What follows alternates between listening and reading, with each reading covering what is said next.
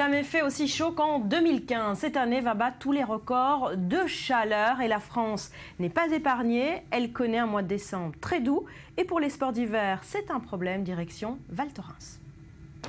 Il n'y a vraiment plus de saison. Bienvenue à Biarritz, au programme surf, baignade et farnienne, et ce en plein mois de décembre. À Nice, la même odeur s'est emparée de la ville. Le thermomètre affiche 12,2 degrés de moyenne depuis le début du mois, un record historique. Une douceur certes agréable à cette époque de l'année, mais qui a le don d'inquiéter les responsables des stations de ski de la région, surtout à quelques jours du début des congés de Noël. La hausse du mercure a obligé le premier adjoint de la commune de Le Biot, en Haute-Savoie, à étendre l'éventail des activités de la station de Val Thorens. On redonne la nature au public. Donc, s'il y a de la neige, dans ces cas-là, ils peuvent faire du ski, de la luge, du ski touring, de la raquette, etc.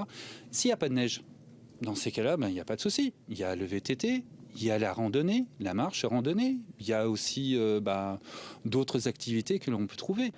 Les professionnels de l'hiver se trouvent dans l'obligation de s'adapter à cette augmentation imprévue du thermomètre sous peine de fermer aux visiteurs les portes de leur site skiable.